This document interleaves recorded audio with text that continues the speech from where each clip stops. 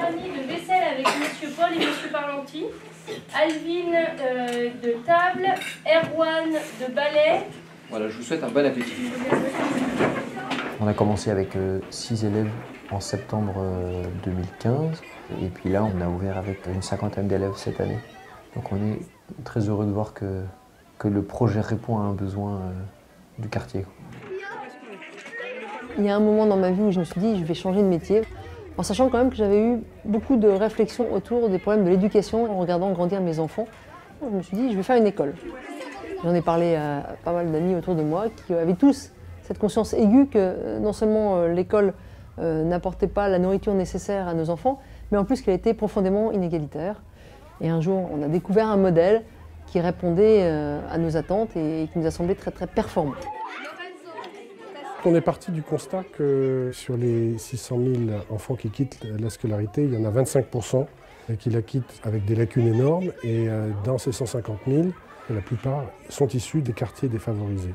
Donc on s'est installé, à l'instar des autres écoles de la Fondation Espérance Banlieue, là où les enfants ont malheureusement le plus de chances d'être dans les statistiques de décrochage scolaire. Alors on arrête ce qu'on fait et on m'écoute. Vous mettez les assiettes en pile et vous attendez qu'un adulte vous dise pour aller en service. Comme nous ne sommes pas subventionnés par l'État, nous ne pouvons pas nous offrir d'aide de personnes qui viendraient pour la cantine, pour l'aide scolaire.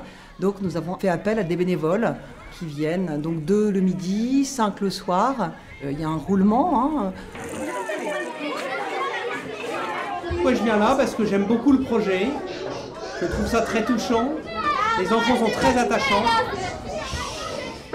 Je suis vraiment admirative de ce que Nils et son équipe font. J'ai jamais vu ça. Tout ce respect qu'il y a entre les professeurs et les élèves. Franchement, moi je suis émerveillée. Si je pouvais mettre mes petits-enfants dans une école comme celle-ci, je serais ravie. Et en plus, je trouve que les enfants ont l'air tellement contents de venir travailler. D'abord, c'est vraiment une école à taille humaine. Il y a un vrai contrat qui est passé avec les parents de ne gonfler les effectifs qu'à hauteur de 15 élèves par classe. Et donc ça, c'est très rassurant pour les parents. C'est aussi rassurant pour les professeurs parce que ça leur permet d'assurer un suivi personnalisé qu'ils ne pourraient pas assurer avec plus. Maria. Et la profession principale, c'est le soleil brille. Et effectivement, très bien. Les professeurs sont recrutés pour leur qualité d'instituteurs, mais aussi pour leur qualité d'éducateurs. Et ils font un gros travail avec les familles auprès de l'enfant. C'est le roi de Crète. Par exemple, samedi dernier, on a organisé une conférence sur l'impact des écrans sur le cerveau des enfants. Donc on a fait venir une personne spécialiste et vraiment toutes les familles ont signé au début d'année un engagement pour participer à ces conférences-là. Le seul critère de sélection au sein de nos écoles, ce n'est pas le critère de la situation sociale ou culturelle ou ethnique ou religieuse, etc. C'est l'adhésion des parents au projet pédagogique. Il a recommandé à Icar, virgule. Ces enfants sont pour la plupart issus de l'immigration et si on veut véritablement les amener à avoir un jour des responsabilités dans la société, il faut leur permettre d'appréhender toutes les clés de fonctionnement de notre société française. Le vol d'Icar.